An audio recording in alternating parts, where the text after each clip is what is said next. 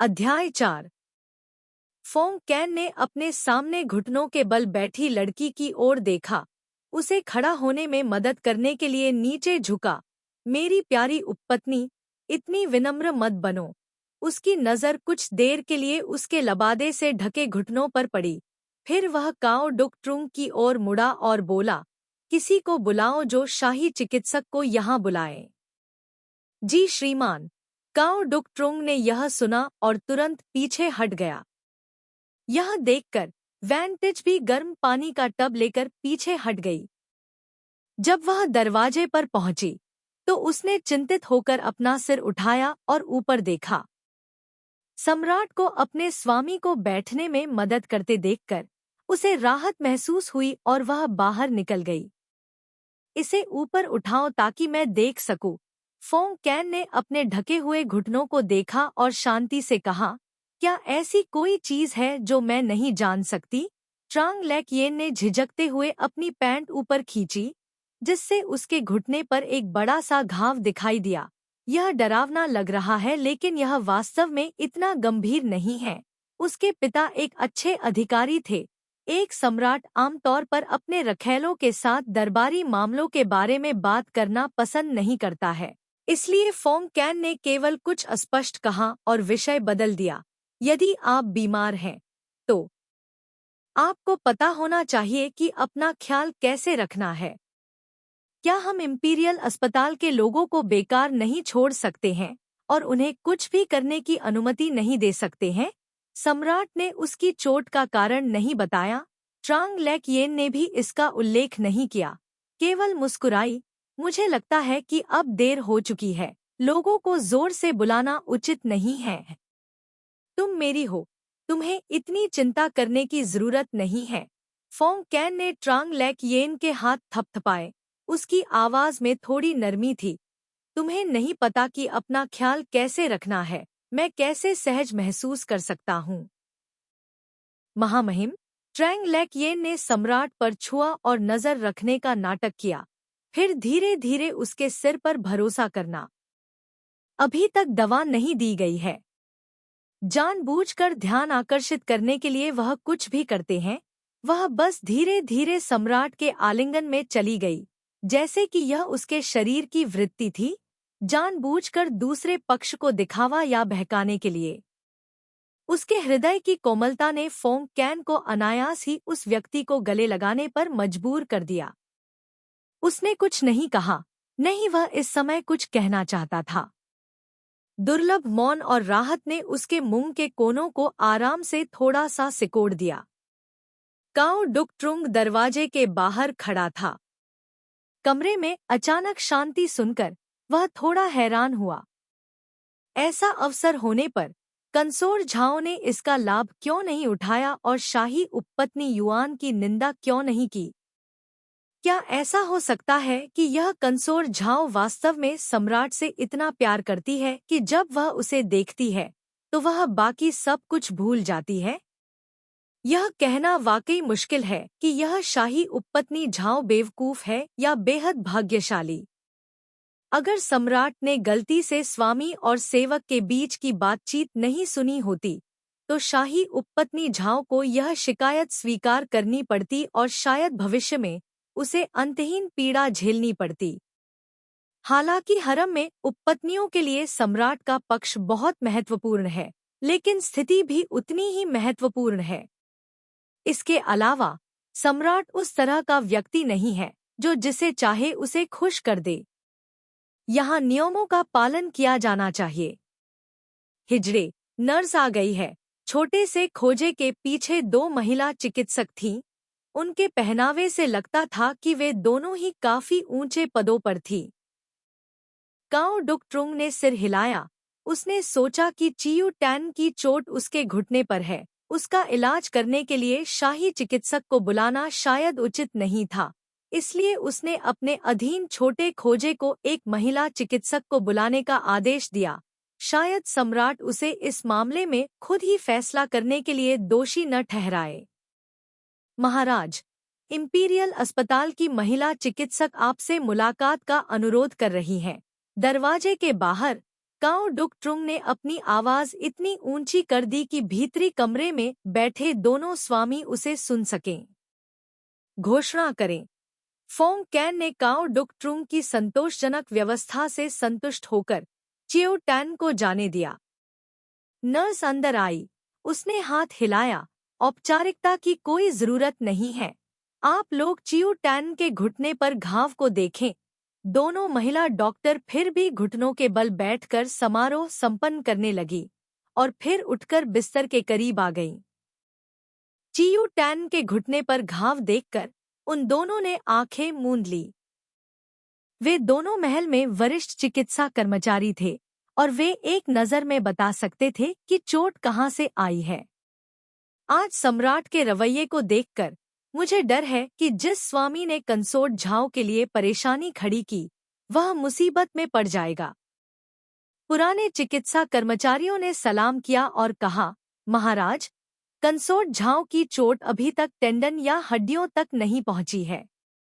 कुछ दिनों तक दवा लगाने से यह ठीक हो जाएगी। हालांकि हमें इसे घुलाने के लिए चोट की मालिश करने की जरूरत है। कंसोर्ट झाओ को कुछ दर्द सहना होगा। कोई बात नहीं, ट्रांग लैकयेन मुस्कुराया, आप लोग बस दवा लगाइए।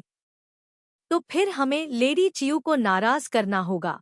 वृद्ध महिला चिकित्सक ने मरहम निकाला, उसे अपनी हथेली में रगड़ा, फिर उसे चोट पर दबाया, धीरे धीरे मालिश करने के लिए अपने हाथ की ताकत बढ़ाई।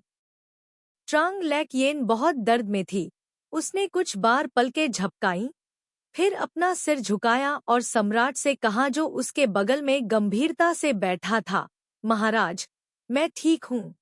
फोंग कैन ने ठंडे पसीने से भीगे माथे और मुस्कुराने की कोशिश कर रही छोटी लड़की के मुंह के कोनों को देखा, आगे बढ़कर उसका हाथ पकड़ लिया।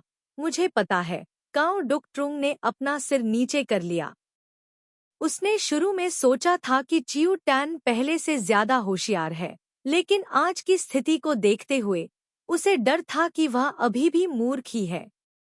अगर वह अभी थोड़ी कमजोरी दिखाती तो शायद सम्राट को थोड़ी ज्यादा दया आती।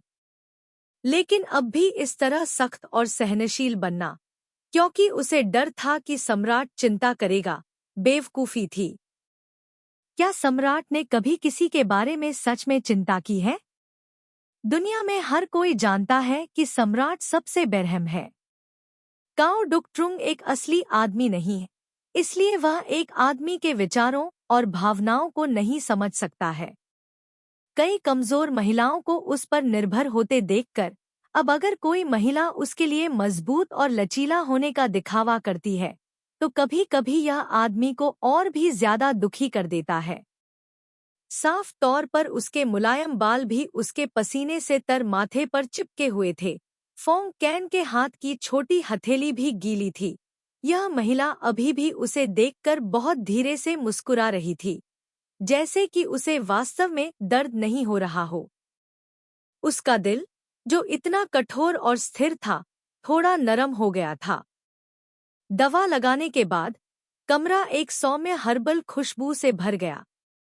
यह खुशबू काफी सुखद थी, जिससे लोगों को ताजगी महसूस हुई। फोंग कैन ने ट्रांग लैकयेन के माथे से पसीना पोंछा और पूछा, हमें इस तरह से और कितनी बार दवा लगानी होगी? महाराज, आज इस दवा को सिर्फ एक बार लगाना है। अब से दर्द वाली जगह पर सिर्फ हल्के से मरहम लगाना। नर्स भी यह देखकर आश्चर्यचकित थी कि चियो टैन ने कोई आवाज नहीं निकाली। बहुत अच्छा, आप सब चले जाइए। फोंग कैन ने ट्रांग लैकयेन के लबादे का किनारा खींचा। महिला डॉक्टर को जाने के लिए हाथ हिलाया। कोई मेरे कपड़े बदलने में मेरी मदद करो। महाराज। ट्रांग लैकयेन ने आश्चर्य से अपनी आंखें चौड़ी कर ली, मानो उसे वाकई उम्मीद नहीं थी कि फोंग कैन रात भर रुकेगा।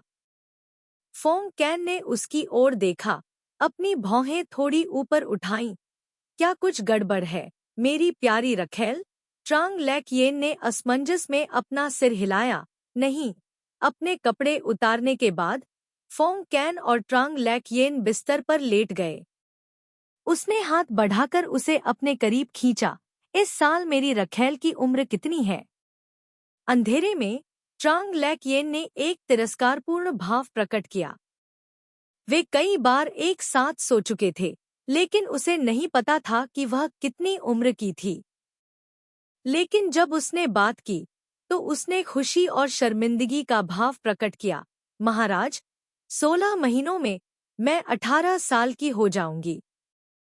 यहाँ 18 साल पुराना फूल है। फोंग कैन ने अपनी थोड़ी ट्रांग लैक-येन के सिर पर टिका दी और उसे हल्के से कुछ बार रगड़ा। मैं 18 साल की उम्र में सिंहासन पर बैठा था, तो क्या उस साल आप केवल 8 साल के नहीं थे? उस दिन जब सम्राट सिंहासन पर बैठा, वैद बेटी के रूप में, मैं भी अपनी माँ के साथ महल में जा सकी जब महिलाएं अपना सम्मान देने आईं। मुझे उस समय आपकी राजसी मुद्रा देखने का सम्मान मिला। उसने दूसरे व्यक्ति की छाती पर अपना सिर रगड़ा। मुझे अभी भी स्पष्ट रूप से याद है। उस दिन आसमान बहुत साफ था। मैं अभी भी छोटी थी और नियमों को नहीं समझती थी। जब हर कोई घुटने टेक रहा था, मैंने चुपके से सम्राट को देखने के लिए अपना सिर उठाया। उस समय वह बहुत ऊंचे जेड स्टेप पर खड़ा था और बहुत चमकदार लग रहा था। फोंग कैन ने ट्रांग लैक-येन की पीठ थपथपाई। उसकी आवाज में मुस्कान थी। तुम वास्तव में नियमों को नहीं जानते। आम लोगों को दूसरों से अपनी प्रशंसा सुनना अच्छा लगता है, और साथ ही दूसरों को अपने दिल में उकेरना भी अच्छा लगता है, भले ही वह व्यक्ति सम्राट हो, भले ही वह सम्राट एक बुद्धिमान राजा हो, फिर भी वह पहले एक इंसान ही है। अंधेरे में ट्रांग लैक-येन एक फूल की तरह मुस्कुराया, लेकिन उस मुस्कान में प्यार का एक निशान भी नहीं था। यह पहली बार था जब सम्राट दाओ नोक पैवेलियन में आए, लेकिन उन्होंने भूत युद्ध दृश्य नहीं किया। मुझे आश्चर्य है कि क्या ऐसा इसलिए हुआ क्योंकि सम्राट ने उसके घुटने पर घाव के बारे में सोचा और दिल टूट गया, या इसलिए कि लोहे की छड़ का बहुत अधिक उपयोग किया गया था और उसका कार्य पूरा नहीं हुआ था। ट्रांग लैक-येन व्यक्तिगत रूप से बाद की परिकल्पना की ओर झुकी। आखिरकार, आदमी नामक इस तरह का जानवर किसी बिंदु पर जानवर से भी अधिक क्रूर हो सकता है। घुटने पर एक छोटा सा घाव एक जानवर को सज्जन में बदलने के लिए पर्याप्त कैसे हो सकता है? बेशक, दुनिया में लियू जियाहुई नामक एक प्रकार का आदमी था, लेकिन जाहिर है कि सम्राट उस सीमा के भीतर नहीं था। कल रात मोमबत्ती की रोशनी में घाव बहुत भीषण लग रहा था, लेकिन आज जब ट्रांग लैक-येन उठी, तो यह पहले से ही बहुत कम हो गया था। लेकिन उसकी गोरी त्वचा पर इतना बड़ा हरा निशान था जो अभी भी भद्दा लग रहा था। ट्रांग लैक-येन को खुद पहले से ही लगा कि यह बहुत सुंदर नहीं था। उसे डर था कि अगर सम्राट ने खुद उसकी पैंट खींची, तो वह उसे और भी बदसूरत पाएंगे। उसने सम्राट के चेहरे को ध्यान से देखा कि उसकी आंखों में घृणा का कोई चिन्ह नहीं था, इसलिए उसने उसे अपनी जांच करने दिया। मेरे पास चोटों के लिए एक बहुत अच्छा मरहम है। मैंने काओ डुक ट्रुंग से इसे आपके पास लाने को कहा है। फोंग कैन ने अपनी पैंट छोड़ दी और खड़े होकर कहा, देर हो रही है, मुझे अदालत जाना है। मैं महामहिम को विदाई देता हूँ। फोंग कैन दरवाजे की ओर चला गया। अचानक पीछे मुड़ा। उसने चियू टैन की आंखों में चमकते उस भावुक प्रेम को देखा जिसे छिपाया नहीं जा सका। जब उसने फिर से ध्यान से देखा, तो उसने देखा कि चियू टैन उसे विदा करने के लिए सम्मानपूर्वक अपना सिर झुका रही थी। फोंग कैन की अभिव्यक्ति थोड़ी डगमगाई। कुछ दिनों में मैं हमला करूंगा। अभी की नज़र को याद करते हुए वह एक पल के लिए रुक गया। उसकी आवाज शांत हो गई। समय पर दवा लगाना याद रखें। अगर कुछ भी गलत हो जाए, तो बस ट्रुंग तिन्ह को बुलाकर उसे ठीक करवा लें। दाउन गोक कैक को छोड़कर फोंग कैन ने काओ डुक ट्रुंग की ओर देखा। उसकी आवाज अभी भी शांत थी। चियू टैन के घुटने पर घाव की सजा किसने दी? उनका रवैया बहुत इत्मीनान से था, मानो काओ दे झोंग को यह पता होना चाहिए। कियानझेंग पैलेस के मुख्य नपुंसक के रूप में उन्हें वह सब कुछ पता होना चाहिए जो पता होना चाहिए। यदि सम्राट पूछते, तो सम्राट का एक सेवक स्वाभाविक रूप से बोलता, महाराज। दूसरे दिन इस सेवक ने सुना कि शाही उपपत्नी युआन और उपपत्नी झाओ गलती से बगीचे में मिले थे। किसी कारण से शाही उपपत्नी युआन ने उपपत्नी झाओ को लंबे समय तक घुटने टेकने की सजा दी। फिर जब शाही उपपत्नी न्यू आई, तो उसने उपपत्नी झाओ को घर जाने दिया। जब यह हुआ, फोंग कैन शाही गाड़ी पर बैठ गया और उसने बलवान किन्नरों को पालकी उठाने दिया। उसकी आवाज अभी भी न तो तेज थी और न ही धीमी। यह 10 दिन पहले की बात है। काओ डुक ट्रुंग ने सावधानीपूर्वक उत्तर दिया। फोंग कैन ने यह सुना और मंद मंद मुस्कुराया। 10 दिन हो गए हैं और चियू टैन का घुटना अभी तक ठीक नहीं हुआ है। काओ डुक ट्रुंग ने एक क्षण के लिए हिचकिचाते हुए कहा, मूल रूप से और कुछ नहीं था, लेकिन 2 दिन पहले शाही उपपत्नी वियन ने एक बार राजकुमारी चियो से मुलाकात की थी। और उसके बाद क्या हुआ, यह नौकर नहीं जानता। शाही उपपत्नी के महल में जो कुछ हुआ, वह उसे नहीं पता होना चाहिए था। शाही फूलों के बगीचे में जो कुछ हुआ, वह उसे पता होना चाहिए था। लेकिन स्वामी के महल में जो कुछ हुआ, भले ही वह जानता हो, उसे बहरा और अंधा होने का नाटक करना पड़ा। सुनने के बाद फोंग कैन चुप हो गया और कोई और सवाल नहीं पूछा। लेकिन काओ डुक ट्रुंग स्पष्ट रूप से महसूस कर सकता था कि सम्राट का मूड बहुत अच्छा नहीं था। ट्रांग लेक येन ने फोंग कैन की आकृति को धीरे धीरे फीका पड़ते देखा। कमरे में नौकरों को देखने के लिए बिस्तर पर झुक गया। तुम सब चले जाओ, वान टिच और थिनह ट्रुक को मेरी सेवा करने दो। उस दिन शाही बगीचे में शाही उपपत्नी ने उसे घुटने टेकने पर मजबूर किया। उसके घुटने बिल्कुल भी घायल नहीं हुए थे, लेकिन उसे उम्मीद नहीं थी कि शाही उपपत्नी इतनी हिम्मत करेगी कि उसे अपने महल में बुला लेगी। उस समय शाही उपपत्नी ने एक जेड हेयरपिन फेंका और तोड़ दिया। फिर उसे 2 घंटे तक घुटने टेकने की सजा दी। उसके दिल में अभी भी यह शिकायत थी, देर सवेर वह उसे पूरी तरह से चुका देगी। बिस्तर से उठकर उसने यूनशी और टिंगझू को अपना चेहरा और हाथ धोने दिया। फिर उसने लिपस्टिक निकाली, अपने होठों पर कुछ लगाया और आईने में सुंदर आकृति को देखा। उसका दिल धड़क रहा था। उसके होठों के कोने थोड़े उठे। लिपस्टिक बॉक्स को बंद करते हुए ट्रांग लेक येन ने आलस से अपना मुंह खोला। थोड़ा मेकअप लगाओ। सम्मान का भुगतान करने के लिए जिंगयांग पैलेस में जाने के नियम। महारानी अभी भी उतनी ही इत्मीनान से और सुरुचिपूर्ण थी, जो झुआंग लुओन के प्रति उसकी टकटकी अभी भी एक करीबी बहन की तरह थी। केवल इंपीरियल कॉन्सुबाइन यान ने उसे बहुत ही उज्ज्वल मुस्कुराहट के साथ देखा था। झाओ के घुटने, अगर सम्राट को पता था कि भले ही महलों की जांच उन 2 महल की नौकरानियों की रहस्यमय मौत के लिए की जा रही थी, ऐसा लग रहा था कि यहाँ बैठी महिलाओं को इसके बारे में कुछ भी याद नहीं है।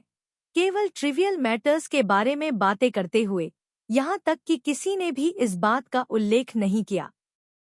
किंगजू की बाह पर इंपीरियल कॉन्सुबाइन वांग और जियांगसियन के समूह में उज्ज्वल रूप से मुस्कुराते हुए, क्योंकि उन्होंने महारानी के महल को छोड़ दिया था। थोड़ी दूरी पर इंपीरियल कॉन्सुबाइन युआन था, लेकिन इस बार इंपीरियल कॉन्सुबाइन युआन उसे नहीं देख रहा था। काना ओंग महल छोड़कर वह अपने महल की ओर लौटने के लिए पालकी पर बैठ गया। ट्रांग लेक येन शांति से वियन फी को ले जा रहे लोगों के समूह को देख रहा था, जैसे उसने कभी कोई परेशानी पैदा ही नहीं की थी। यहाँ हर कोई जानता था कि इंपीरियल कॉन्सुबाइन युआन और इंपीरियल कॉन्सुबाइन झाओ के साथ नहीं मिला, लेकिन इंपीरियल कॉन्सुबाइन युआन के पास एक उच्च स्थिति थी और इंपीरियल कॉन्सुबाइन झाओ को इष्ट कर लिया गया था। इसलिए सभी ने इंपीरियल कॉन्सुबाइन युआन के व्यवहार को देखने का नाटक किया। होठों ने एक व्यंग्यात्मक मुस्कान का खुलासा किया।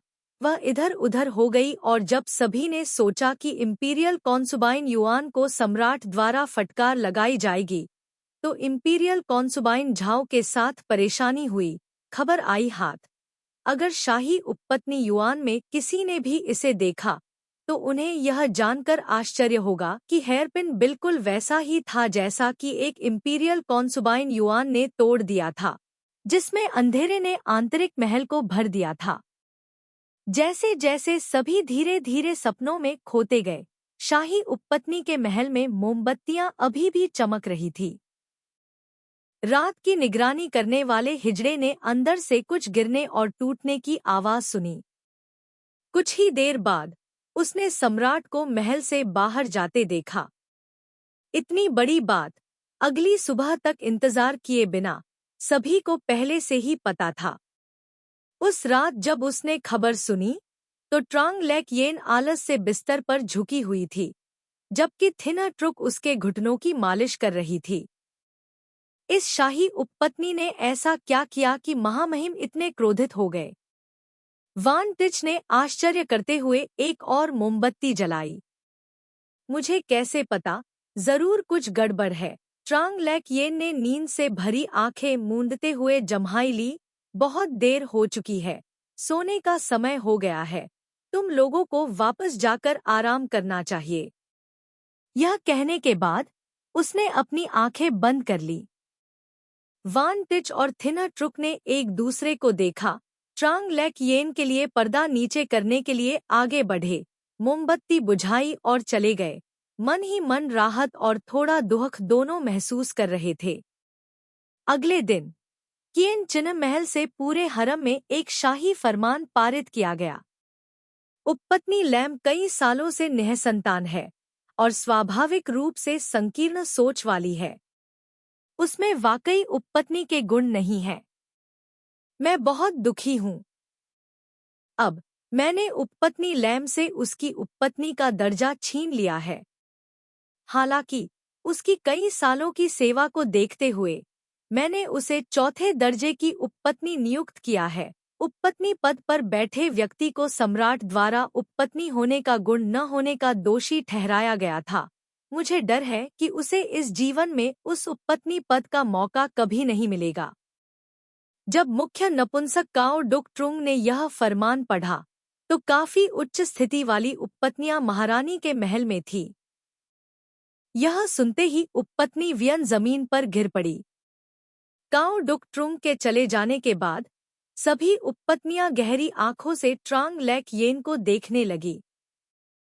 हरम ऐसा था, तूफान कभी नहीं रुकते थे।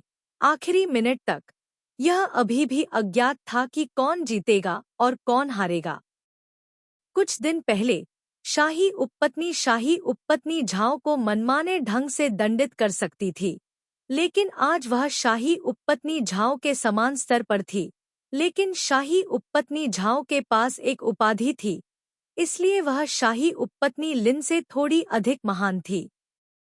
महारानी ने शाही उपपत्नी लिन को जमीन पर खाली बैठे देखा। उसकी आंखों में भावना का एक भी निशान नहीं था। सम्राट पहले से ही लिन परिवार से कुछ हद तक असंतुष्ट था और अब शाही उपपत्नी युआन ने गुप्त रूप से और खुले तौर पर उपपत्नी झाओ के लिए परेशानी खड़ी कर दी। क्या यह इसलिए नहीं था क्योंकि उपपत्नी झाओ के पिता ने उपपत्नी लिन के पिता की निंदा करने के लिए एक स्मारक प्रस्तुत किया था? यह उपपत्नी लिन मानसिक रूप से बहुत मंद थी और ऐसी स्थिति में पड़ना अन्यायपूर्ण नहीं था। उपपत्नी लिन पहले दर्जे की उपपत्नी से चौथे दर्जे की उपपत्नी बन गई थी, कई दर्जे नीचे। उपपत्नी झाओ के बराबर लेकिन उसके जितनी महान नहीं। सम्राट की यह हरकत वास्तव में क्रूर और हृदयहीन थी।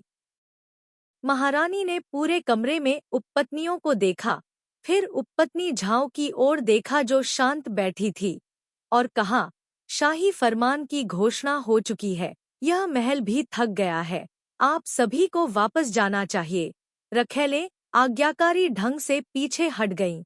यहाँ तक कि लिनकिन, जिसका चेहरा पीला था, भी धीरे धीरे पीछे हट गई। जब वह जिंगयांग पैलेस के बाहर पहुंची तो लिनकिन ने महसूस किया कि हर तरफ से लोग उसे घूर रहे थे। उसने अपना सिर थोड़ा ऊपर उठाया और झाओ किन को उसकी ओर देखकर धीरे से मुस्कुराता हुआ देखा। जब उसकी नजर झाओ किन के बालों पर पड़ी तो लिन किन का पीला चेहरा और भी पीला हो गया। झाओ किन के बालों में एक जेड हेयरपिन लगा हुआ था। हेयरपिन के ऊपर का पैटर्न बस कुछ साधारण बादल थे, लेकिन इसने उसके कोमल चेहरे को उजागर किया। वह कोमल मुस्कान लिन किन की आंखों में समा गई, जिससे उसे हड्डियों तक ठंड लग गई। पन्ना हरे रंग की जेड हेयरपिन को ज्वेलरी बॉक्स में फेंका गया, जिससे एक तीखी आवाज निकली। हेयरपिन की पूंछ अभी भी बॉक्स के बाहर दिख रही थी, जिससे कुछ ठंडी रोशनी की किरणें चमक रही थी। मास्टर, थिनर ट्रुक ने हेयरपिन पर नजर डाली, फिर मास्टर के मुंह के कोने पर मुस्कुराहट को देखा और कहा, मास्टर को रिपोर्ट करते हुए, आज आपने जो हेयरपिन पहना है वह है। मुझे अभी भी याद है कि यह हेयरपिन मुझे तब दिया गया था जब मुझे इंपीरियल कॉन्सुबाइन चियो के रूप में पदोन्नत किया गया था। ट्रांग लेक येन ने अपना हाथ छोड़ा और अपने काले बालों को अपने कंधे पर गिरने दिया, बॉक्स में से हेयरपिन उठाया और धीरे से उस पर उकेरे गए दीवार बादल पैटर्न को सहलाया। इंपीरियल कॉन्सुबाइन लैम ने जो हेयरपिन तोड़ा था वह इसी के समान था, सिवाय इसके कि मेरे हेयरपिन पर दीवार बादलों के 3 समूह उकेरे गए थे, जबकि उसके 6 थे। थिनर ट्रुक ने फिर से ध्यान से देखा। दोनों हेयरपिनों में कुछ छोटे अंतर थे, जिन्हें ध्यान से देखे बिना नोटिस करना मुश्किल था, लेकिन वह अभी भी ट्रांग लेक येन का मतलब नहीं समझ पाई थी। इसलिए वह केवल अपने मालिक को चिंता से देख सकती थी, जैसे कि वह कुछ सोच रही हो। मैं चाहती हूँ कि वह समझे कि वहाँ बड़ी संख्या में बादलों का होना कतई यह मतलब नहीं है कि वह दूसरों से अधिक महान है। उस दिन उसने मेरे लिए मुसीबत खड़ी कर दी थी, इसलिए पीछे मुड़कर सोचता हूँ, क्या मैं अंत तक हंस सकता हूँ? मैं वास्तव में एक संकीर्ण सोच वाला व्यक्ति हूँ। एगेट से जड़ी एक जेड कंघी को पकड़कर और उसे धीरे धीरे अपने बालों में घुमाते हुए ट्रांग लेक येन ने शांति से कहा, कभी कभी थोड़ा अभिमानी होना हमेशा एक पहाड़ की तरह शांत और स्थिर रहने से बेहतर है। अगर वह हमेशा सतर्क और परिपक्व तरीके से काम करती, तो मुझे डर है कि सबसे पहले जो उसे माफ नहीं करेगा वह रानी होगी। कभी कभी लोगों को अपनी कमियों को दिखाने के लिए थोड़ा अहंकार दिखाना सभी को अधिक सुरक्षित महसूस कराता। यहाँ की महिलाओं के मन में थोड़ा अभिमानी और लापरवाह व्यक्तित्व वाली लड़की डरावनी नहीं थी। सबसे डरावनी चीज वह थी जो हमेशा कोमल और व्यवहार कुशल थी। इसलिए ट्रांग लेक येन एक आत्मसंतुष्ट खलनायक की भूमिका निभाने के लिए बहुत खुश थी। इसके अलावा एक आत्मसंतुष्ट खलनायक होने का यह एहसास बहुत सुखद है। लेकिन यदि स्वामी ऐसा करेगा, तो क्या इससे अन्य स्वामी और रखैले असंतुष्ट नहीं होंगी? वैन टिच ने कमल के पत्ते के आकार का भोजन का डिब्बा खोला और अंदर चली गई। अंतिम कुछ वाक्य सुनकर उसने कहा, अगर ऐसा है तो यह बहुत परेशान करने वाला होगा। पिछले साल शाही उपपत्नी ने कई उपपत्नियों को नाराज कर दिया। मेरे अभिमानी रूप को देखने की बात तो दूर, मुझे आश्चर्य है कि कितने लोग अपने दिल में खुश हैं। ट्रांग लेक येन ने आलस से मुस्कुराते हुए कहा, कौन नहीं चाहेगा कि उसका प्रतिद्वंद्वी थोड़ा मूर्ख हो? यून शी ने समझा, सिर हिलाया, फिर खाने का डिब्बा खोला। अंदर कई तरह के नाजुक और सुंदर स्नैक्स थे। अपने मालिक को रिपोर्ट करते हुए, ये कुछ नए प्रकार के स्नैक्स हैं जो शांगशी ब्यूरो ने भेजे हैं। कृपया इन्हें आजमाएं। अगर इनमें से कुछ मेरे मालिक को पसंद आए, तो वे भविष्य में भी लाते रहेंगे। ट्रांग लेक येन ने डिब्बे में रखे स्नैक्स को देखा और सिर हिलाकर कहा, इन्हें इनाम दो। लेकिन उसने यह नहीं बताया कि उसने खाया या नहीं। यून शी समझ गई। उसने खाने का डिब्बा बंद किया, पैसे का एक थैला लिया और दरवाजे से बाहर चली गई। टिंग झू ने छोड़े गए स्नैक बॉक्स पर नजर डाली, अपना सिर नीचे करके शीशे की मेज पर गहने व्यवस्थित किए। कुछ दिनों बाद हरम से खबर आई, दो महल की नौकरानियां खेल रही थी और फिसलकर कमल के तालाब में गिर गईं। किसी को समय रहते पता नहीं चला और वे डूब गईं। दयालु महारानी ने किसी को दोनों लड़कियों के परिवारों को एक राशि देने का आदेश दिया। एक और महीने बाद 5वीं रैंक की शाही उपपत्नी की अचानक मृत्यु हो गई और उसे 6ठी रैंक की शाही उपपत्नी के नियमों के अनुसार दफनाया गया। किसी को भी इस खूबसूरत महिला की मौत के कारण की परवाह नहीं थी और उसके अंतिम संस्कार पर तो और भी कम ध्यान दिया गया। उनकी नज़र में एक उपपत्नी वास्तव में ध्यान देने लायक नहीं थी। उसकी मौत से किसी को कोई फर्क नहीं पड़ता और महल में शाही एहसान को बांटने के लिए किसी की कमी थी। ट्रांग लेक येन ने स्पष्ट रूप से अनुमान लगाया कि इस उपपत्नी की मौत दो फिसल गई महल की नौकरानियों से संबंधित थी, लेकिन दूसरों के उदासीन रवैये को देखकर जैसे कि वे इस तरह की चीजों के आदी थे, उसने भी न जानने का नाटक किया, केवल उस उपपत्नी से संबंधित कुछ कहानियां चुपके से सुनी। यह सुनकर मुझे पता चला कि दो पैलेस नौकरानियों वास्तव में उस बाई रोंगहुआ के सेवक थे। इसके अलावा यह बाई रोंगहुआ का निवास उस जगह के काफी करीब था जहां तु शुरोंग ने पिछली बार गिराया था और मुझे आश्चर्य होता है कि इसके बारे में कुछ भी नहीं था। कई पसंदीदा उपद्रवियों के महलों में बर्फ मात्रा कम या ज्यादा समान थी। यह ठंडा करने के लिए बहुत अच्छा था। प्राचीन समय में यात्रा करने की बात करने वाले मित्र ध्यान आकर्षित करने के लिए बर्फ के टुकड़े बना सकते थे, लेकिन जब वे यहाँ आए तो उन्हें पता चला कि बर्फ के इस कटोरे की तुलना में बर्फ के टुकड़े सिर्फ मैल थे। एक नरम कुर्सी पर लेटकर फलों के साथ बर्फ के टुकड़े खाते हुए, दोनों तरफ पंखा झलते हुए दो नौकरानियां, एक नौकरानी पैरों की मालिश करती हुई, दूसरी कंधों की मालिश करती हुई। क्या जीवन इससे ज्यादा पतनशील हो सकता है? अपने बगल में खड़े वान तिच को खाली कटोरा देते हुए ट्रांग लेक येन ने जम्हाई ली। मैं झपकी लेने जा रही हूँ। अगर महल से कोई मालिक मिलने आए तो मुझे जगा देना। हाँ, वैन तिच ने ट्रांग लेक येन की मदद करने के लिए हाथ बढ़ाया। मालिक और नौकर ने अभी कुछ ही कदम उठाए थे कि अचानक उन्हें बाहर से एक हिजड़े की तेज आवाज सुनाई दी। सम्राट के मौखिक आदेश से आज रात दाउन गोक मंडप में दीप जलाए जाएंगे। दाउन गोक मंडप में सभी लोग खुश और आनंदित थे। जब से मौसम गर्म हुआ है, सम्राट द्वारा कार्ड पलटने की संख्या में बहुत कमी आई है। आज दाउन गोक मंडप में उनका आना निश्चित रूप से उत्सव का कारण था।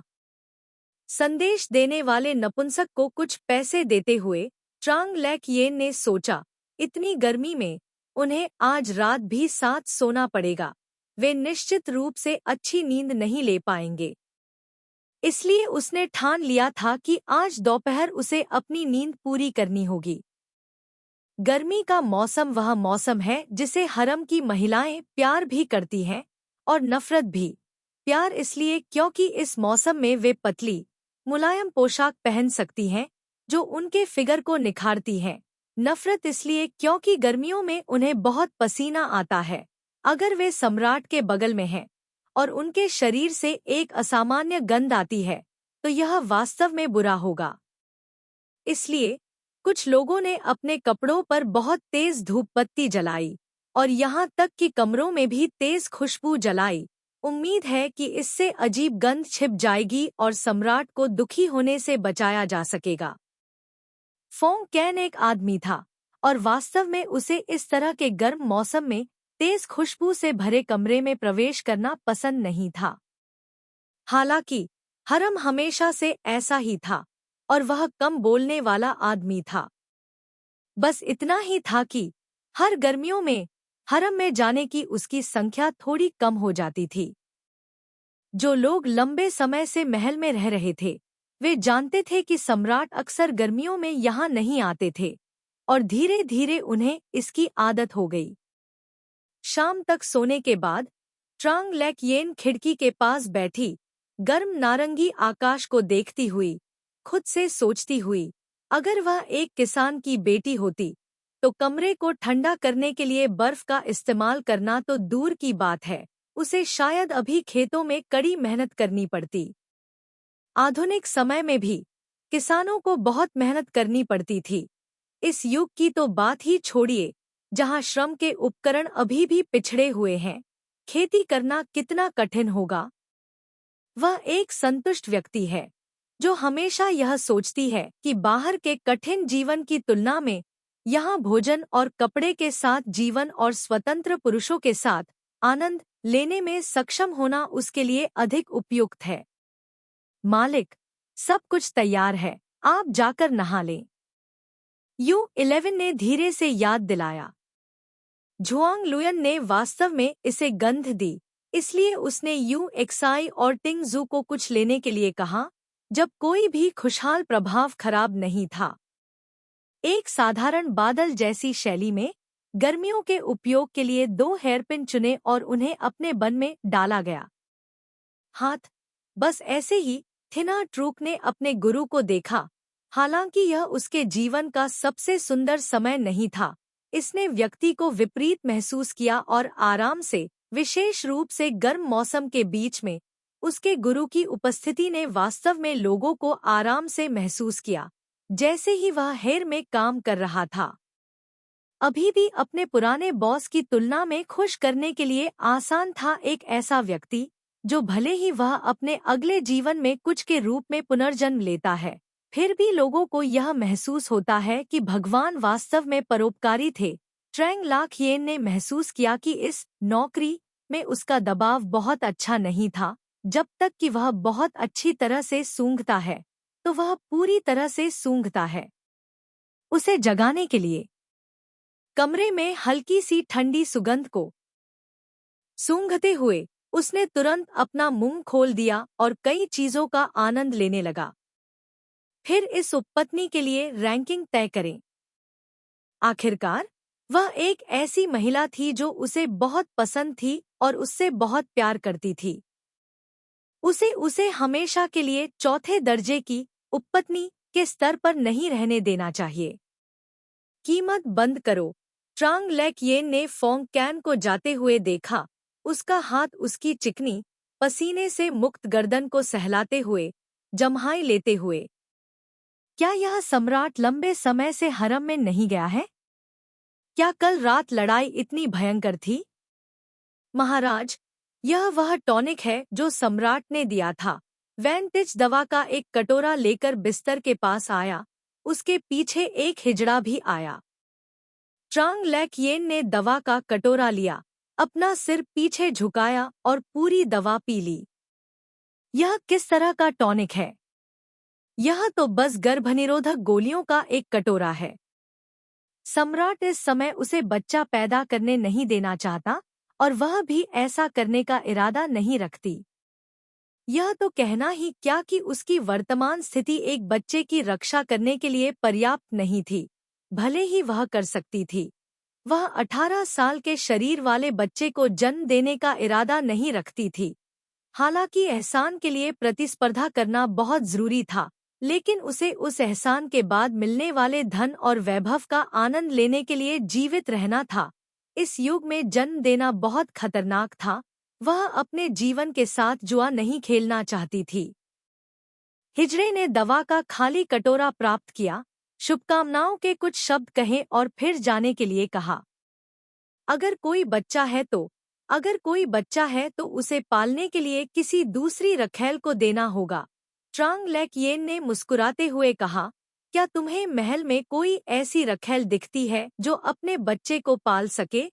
वान टिच के चेहरे पर लाचारी झलक रही थी। उसे महल की गोलमोल बातें समझ में आ रही थी। यह नौकर भी ऐसा ही सोचता है। यह जल्द या बाद में होगा। ट्रांग लेक येन अब वैन टिच से इस बारे में बात नहीं करना चाहती थी, इसलिए उसने लापरवाही से उससे कहा और जम्हाई ली, किसी को बुलाओ जो मेरे कपड़े बदलने में मदद करे। महारानी का फिर से अभिवादन करने का समय आ गया था। यह काम पर जाने के लिए कार्ड स्वाइप करने जैसा था। हालांकि पहले वाले काम के लिए थोड़ी ज्यादा घबराहट की जरूरत थी। जबकि दूसरे काम के लिए सिर्फ कार्ड स्वाइप करना या फिंगरप्रिंट दिखाना जरूरी था। जैसे ही उसने कपड़े बदलना समाप्त किया, क्यानझेंग पैलेस के लोग सम्राट द्वारा उसे दिए गए इनाम लेकर आए। ट्रांग लेक येन ने जेड और कीमती गहनों को देखा। उसके मुंह के कोने सिकुड़ गए। वह एक साधारण व्यक्ति थी। ये सुंदर और चमकदार वस्तुएं उसकी आंखों को बहुत भा रही थी। पुरस्कार प्राप्त करने के मामले के कारण ट्रांग लेक येन हमेशा की तुलना में महारानी के महल में देरी से पहुंची। सौभाग्य से महारानी ने कोई नाराजगी नहीं दिखाई, उसे बैठने के लिए जगह दी और थोड़ी देर बात भी की। यहाँ बैठी रखैलों ने उसके लिए परेशानी पैदा नहीं की। सबसे पहले इसलिए कि ट्रांग लेक येन सम्राट का पुरस्कार प्राप्त करने में व्यस्त होने के कारण देर से पहुंची। दूसरे इसलिए कि हालांकि ट्रांग लेक येन हाल ही में सबसे पसंदीदा व्यक्ति नहीं थी, फिर भी उसे सम्राट को प्रसन्न करने वाला माना जाता था। इस शाही उपपत्नी को नाराज करने में कोई बुराई नहीं थी। मौसम गर्म था। रानी ज्यादा बातचीत नहीं करना चाहती थी। रखैलों का अभिवादन करने के बाद उसने उन्हें घर जाने दिया। दरवाजा छोड़ते समय शाही उपपत्नी शू ने नेतृत्व किया। अन्य उपपत्नियों ने उसके आगे जाने की हिम्मत नहीं की।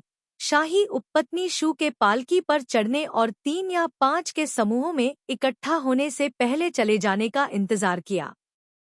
अभी भी सुबह थी। सूरज की रोशनी बहुत कठोर नहीं थी।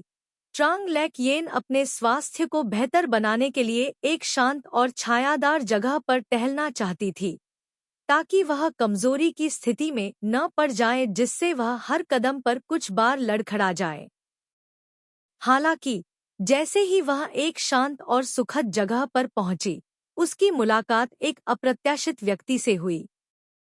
ट्रांग लेक येन ने जानबूझकर एक शांत जगह चुनी क्योंकि वह दूसरी रखैलों से बचना चाहती थी, लेकिन अप्रत्याशित रूप से इस सुनसान जगह पर उसकी मुलाकात न केवल एक रखैल से हुई बल्कि एक परिचित से भी हुई। जब से वियेन फी को लैम टैन में पदावनत किया गया था, उसने 1 महीने के लिए कैद करने की मांग की थी। ट्रांग लेक येन को उससे यहाँ मिलने की उम्मीद नहीं थी।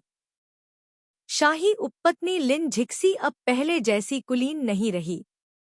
उसने एक साधारण पतली रेशमी पोशाक पहनी थी और यहाँ तक कि उसकी आंखें भी थकी हुई और नीरस थीं, मानो उसके पदावनत होने से उसकी सारी ऊर्जा खत्म हो गई हो। झुआंग लोयान ने सुना कि जब नुहफी ने पहली बार महल में प्रवेश किया था, तब भी वह एक छोटी उपपत्नी थी। लिन झिक्सी पहले से ही दूसरे दर्जे की शाही उपपत्नी थी, सिर्फ इसलिए कि लिन किंगेन का उपनाम उसके जैसा ही था और वह सम्राट की पसंदीदा थी। लिन झिक्सी ने अक्सर लिन किंगेन के लिए चीजें मुश्किल बना दी थी। आज लिन झिक्सी को पदावनत कर दिया गया था और लिन किंगेन नुहफी बन गई थी। क्या उस साल की स्थिति उलट नहीं गई थी? क्या बहन लैम टैन ठीक है? ट्रांग लेक येन की मुस्कान विशेष रूप से कोमल थी, लेकिन इस समय लैम टैन की आंखों में यह एक उपहासपूर्ण मुस्कान में बदल गई। बहन चियो टैन की तरह नहीं। लैम टैन के हाव भाव में कोई परिवर्तन नहीं आया। वह उनका अभिवादन करने के लिए झुकी। ट्रांग लेक येन ने विनम्रता से टाल दिया। उसके मुंह के कोने पर एक उपहासपूर्ण मुस्कान प्रकट हुई। इस हरम की सभी स्त्रियां सुंदर और कुशल हैं। उनका शिष्टाचार उचित है, किसी प्रकार की लापरवाही नहीं है, किंतु पीठ पीछे क्या उनका कोई भी कार्य सभ्य है? मैंने सुना है कि बादशाह तुमसे प्यार करता है। उसने तुम्हें सुबह सुबह बहुत सी चीजें दी। यह कहा जा सकता है कि तुम हरम में सबसे पसंदीदा व्यक्ति हो। जब लिन टैन ने हरम में पसंदीदा होने और अलग दिखने का उल्लेख किया, तो उसके होठों पर व्यंग्यात्मक मुस्कान और भी स्पष्ट हो गई। उस वर्ष उसे दूसरों की अपेक्षा अधिक अनुग्रह भी मिला था। आज उसके गुलाबी गाल मुरझाए नहीं हैं, बल्कि अनुग्रह समाप्त हो गया है। वह अपना पद भी नहीं बचा सकती। वह नहीं जानती कि दूसरों की दृष्टि में वह कितनी दयनीय है। मैं इन शब्दों को स्वीकार करने का साहस नहीं कर सकता, पूरे हरम में पसंदीदा और प्रमुख। ट्रांग लैकयेन ने खुद को उस वाक्य से जोड़ने की हिम्मत नहीं की। कौन नहीं जानता कि जिस किसी पर यह लेबल लगा दिया जाता है, उसका अंत अच्छा नहीं होता। उसे लगा कि उसे अभी भी यहाँ कुछ और साल आराम से जीवन का आनंद लेना चाहिए। यह वाक्यांश वास्तव में उसके अनुकूल नहीं था। लिन टैन ने ट्रांग लैकयेन को देखा और कुछ नहीं कहा। वह वास्तव में उत्कृष्ट एहसान वाक्यांश से बिल्कुल भी खुश नहीं थी। उसका दिल दूसरे पक्ष के धैर्य से और भी अधिक सतर्क हो गया। इस तरह का व्यक्ति जो कोई खुशी या दुख नहीं दिखाता है, वह हरम में सबसे भयानक प्रकार का होता है।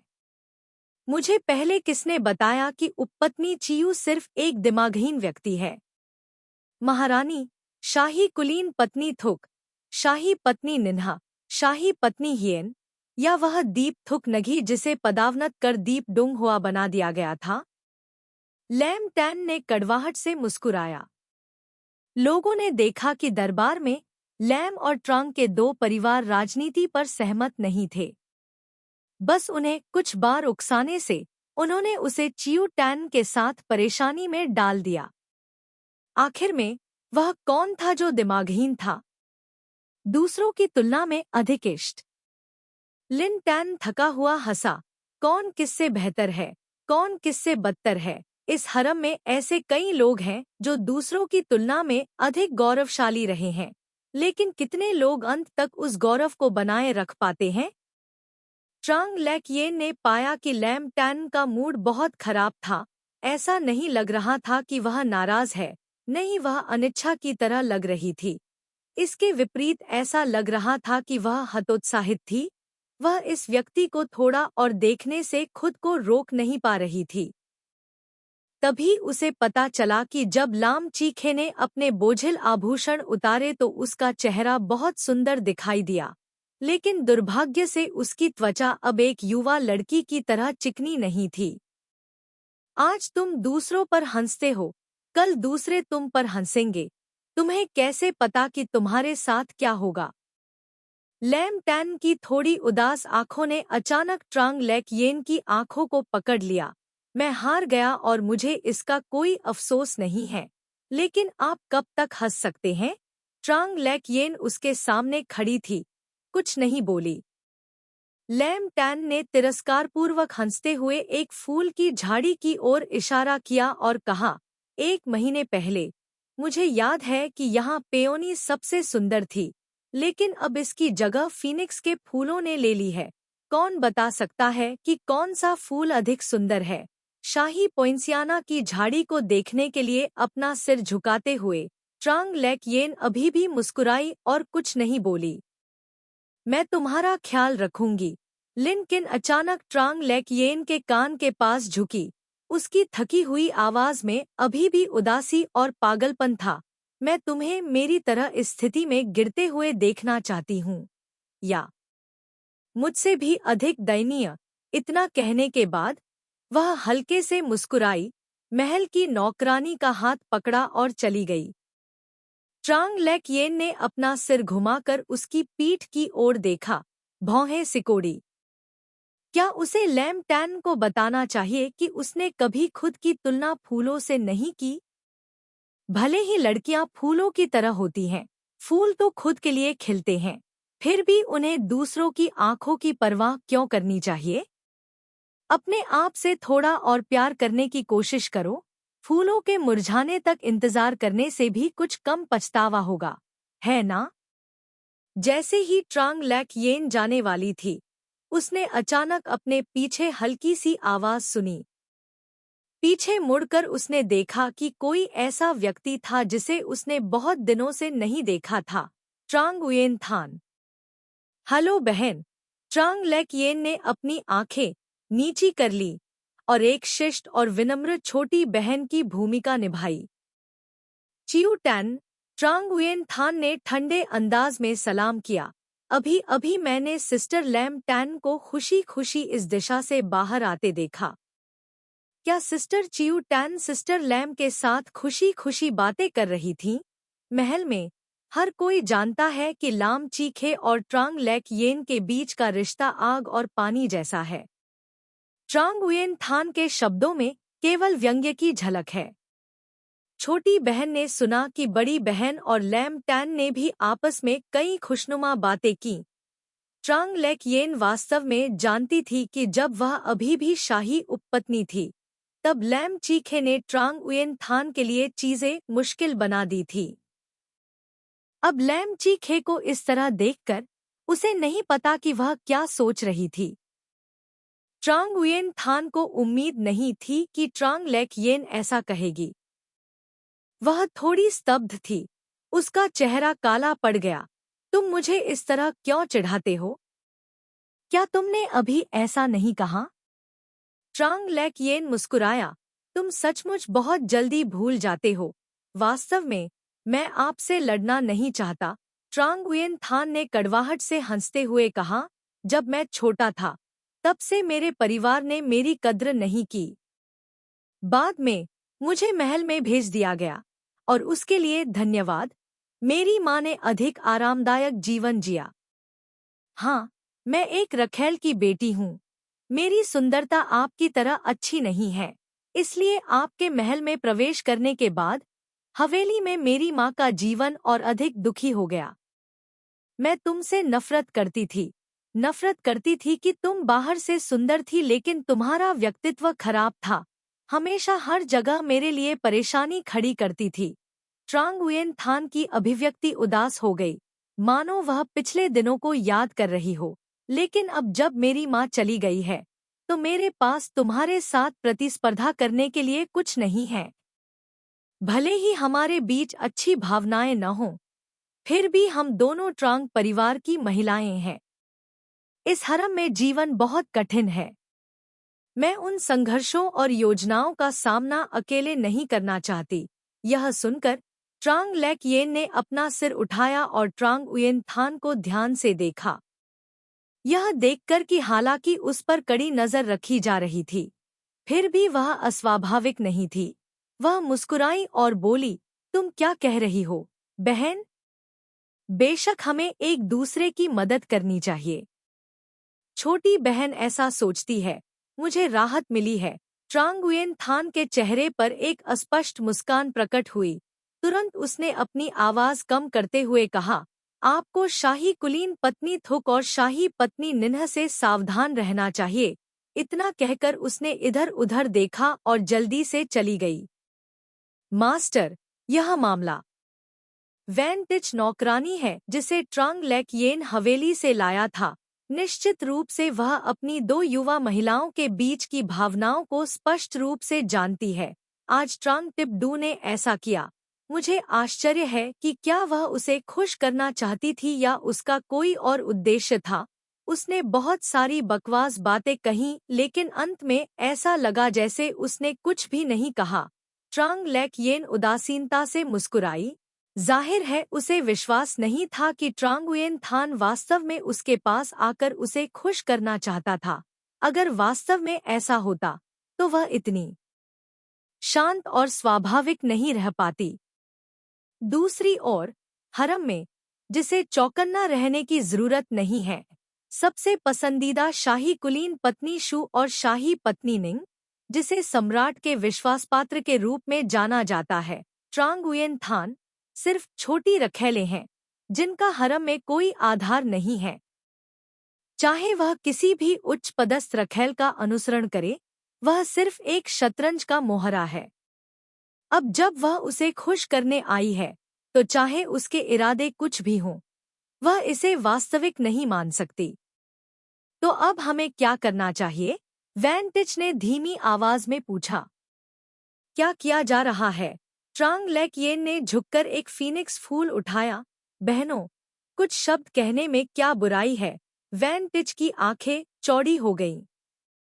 मास्टर का मतलब यह दिखावा करना था कि आज की घटना कभी हुई ही नहीं, जिसका मतलब था कि ट्रांग टाइप डू के चापलूसी भरे रवैये पर ध्यान न देना। चलो घर चलें, मैं भी थक गया हूँ। ट्रांग लेक येन ट्रांग उयेन थान के साथ सहयोग नहीं करना चाहती थी। इसके अलावा क्या वह सिर्फ एक उपपत्नी नहीं थी जो बहुत चतुर नहीं थी और अभी भी सम्राट के साथ गहराई से प्यार करती थी? इस दुनिया में सुअर जैसा साथी होना सबसे डरावनी बात नहीं है, बल्कि सबसे डरावनी बात है सुअर की खाल पहने और हाथ में चाकू लिए हमेशा आपके पीछे खड़ा रहने वाला साथी। ट्रांग गुयेन थान अब उसके साथ ईमानदारी से सहयोग करने में सक्षम नहीं था और उसे यह भी विश्वास नहीं था कि हरम में अभी भी बहन का प्यार नामक एक व्यर्थ भावना मौजूद है। व्यापारिक दुनिया में दोस्ती की तुलना में इस तरह की भावना और भी कम भरोसेमंद थी। महाराज, नपुंसक आपसे मुलाकात का अनुरोध कर रहा है।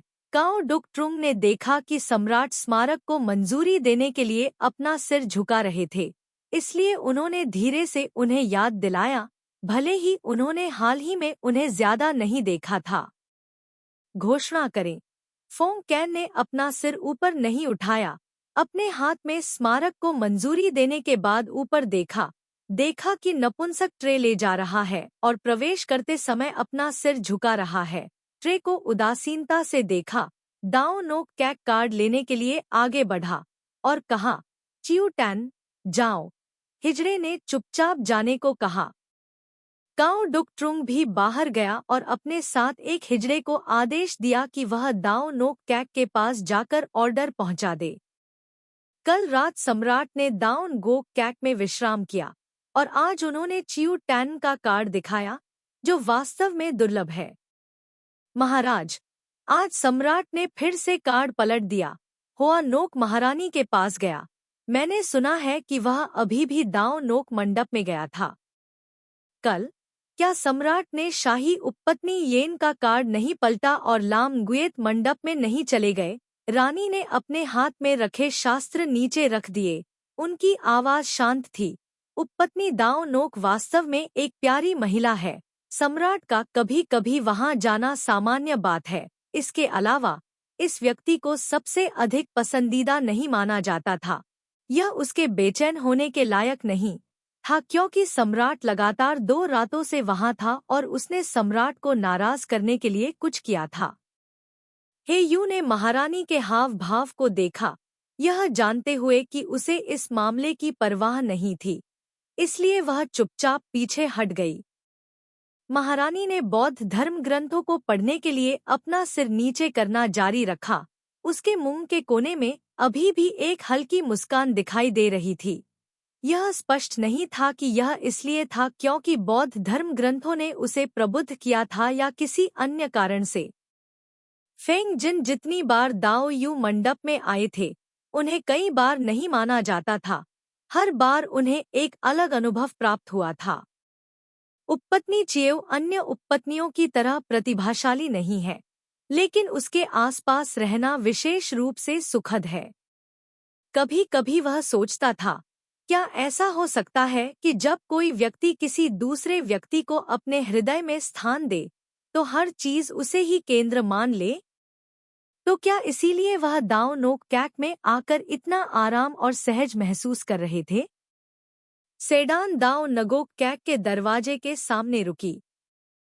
फोंग कैन ने पर्दा उठाया और तुरंत एक सफेद पोशाक वाली महिला को देखा जो धीरे से उसका अभिवादन करने के लिए झुकी हुई थी। उसके चमकदार काले बाल केवल एक जेड हेयरपिन से पिन किए हुए थे, जो आलसी और आकर्षक लग रही थी। मेरी प्यारी उपपत्नी, कृपया खड़ी हो जाओ। जैसे जैसे वह करीब आता गया, उसे अभी भी हल्की, ठंडी खुशबू आ रही थी और उसके शरीर में निराशा अचानक गायब हो गई। वे दोनों हाथ में हाथ डाले दरवाजे के अंदर चले गए। कमरे में एक बर्फ का बेसिन था, जिससे हवा बहुत ताज़ा हो गई थी। फोंग कैन खिड़की के पास बैठ गया, ट्रांग लेक येन को पकड़कर अपनी गोद में बिठाया। मुझे याद है कि मेरी उपपत्नी और ट्रांग टाइप डू बहनें हैं, है ना? महाराज दरबार के कामों में व्यस्त रहते हैं, लेकिन फिर भी मेरी बहन की छोटी छोटी बातें याद रखते हैं। यह वास्तव में मुझे आश्चर्यचकित करता है। ट्रांग लेक येन ने अपनी प्रशंसा को छिपाने की कोशिश की, लेकिन साथ ही सम्राट को यह पता चलने दिया मेरी बहन और मैं अलग अलग माताओं की बहनें हैं, लेकिन हम एक साथ नहीं बड़ी हुईं, इसलिए हमने एक साथ ज्यादा समय नहीं बिताया। इसके अलावा जब मैं छोटी थी तो बड़ी बहन मुझसे ज्यादा आज्ञाकारी थी। पिता अक्सर बड़ी बहन को उदाहरण के तौर पर इस्तेमाल करते थे, लेकिन उस समय मैं अभी भी छोटी थी और चीजों को नहीं समझती थी। मेरी बड़ी बहन के साथ अनबन रहती थी। अब पीछे मुड़कर सोचती हूँ तो मुझे लगता है कि यह वास्तव में सही नहीं था। फोंग कैन ने यह सुना और उदासीनता से कहा, मुख्य पात्र अलग है। यह सामान्य है कि उसकी और उसकी बड़ी बहन की भावनाएं गहरी नहीं हैं। ट्रांग लेक येन ने अपना सिर झुकाया और शर्म से मुस्कुराई और कुछ नहीं कहा। वह सम्राट के इरादों को समझ गई थी। हरम के सच्चे स्वामी के रूप में बेशक वह नहीं चाहता था कि अंदर के कर्मचारी गुट बनाएं। इसके अलावा सिंहासन पर चढ़ने से पहले यह सम्राट पहली पत्नी का बेटा था, लेकिन उस समय एक और राजकुमार लग रहा था जो बहुत घमंडी और जिद्दी था क्योंकि उसकी जैविक मां पक्षपाती थी। अब फोंग कैन ने कहा कि यह अजीब नहीं था। बेशक उसे यह नहीं पता था कि इन शब्दों का क्या गहरा अर्थ है। केवल एक बात निश्चित थी, वह यह कि वह ट्रांग उयेन थान के साथ अधिक घनिष्ठ नहीं हो सकती थी। आज सुबह ट्रांग उयेन थान ने बस उससे बात करने के लिए कहा और आज शाम सम्राट ने इस मामले का जिक्र किया। मुझे आश्चर्य है कि क्या यह संयोग था या चेतावनी। फोंग कैन ने ट्रांग लेक येन को शर्म से अपना सिर झुकाते हुए देखा, इसलिए उसने कमरे में मौजूद नौकर को जाने के लिए हाथ हिलाया, फिर उसे उठाया और बिस्तर की ओर चल दिया। चूल्हे के पास खड़ी महिला चांद की तरह थी। उसके हाथ पाले और बर्फ की तरह सफेद थे। वी ट्रांग द्वारा लिखित बोधिसत्व बर्बर का अंश स्वर्गीय तांग राजवंश के कवि। यह अद्भुत कविता अभी भी उस महिला का वर्णन करने के लिए पर्याप्त नहीं थी जो इस समय उसके नीचे लेटी हुई थी। फोंग कैन ने अपने हाथों के नीचे चिकनी त्वचा को सहलाया, संतुष्ट होकर बिस्तर पर लेट गया। उसके बगल में बैठे व्यक्ति से आ रही हल्की खुशबू को सूंघ रहा था। मेरी प्यारी उपपत्नी वास्तव में इस कविता की तरह है। हाथ युवा घास की तरह नरम, ताजा और युवा, त्वचा पर सफेद वसा की तरह। गर्दन लंबी और सफेद है, लौकी साफ और सुव्यवस्थित है, दांत हाथीदांत के हैं, माथा चौकोर और ऊंचा है, मुस्कुराते समय मुंह घुमावदार और आकर्षक है। सुंदर आंखें काली और सफेद और चमकदार हैं। कविता सौंदर्य 2 इंच गीतों की पुस्तक से ली गई है, ताक्वांग फाट द्वारा अनुवादित। ट्रांग लेक येन ने शर्मीली होने का नाटक किया और अपना सिर सम्राट की छाती में दबा लिया, लेकिन चुपके से उसके दिल में महसूस हुआ, वास्तव में किसी भी तरह का आदमी जब बिस्तर में होता है तो मीठी बातें करना जानता है। एक बुद्धिमान राजा के रूप में वह महिलाओं को छेड़ने के लिए एक कविता क्यों खोलेगा। ऐसा लगता है कि सम्राट में भी सामान्य पुरुषों की तरह ही छिपी हुई बुरी आदत है।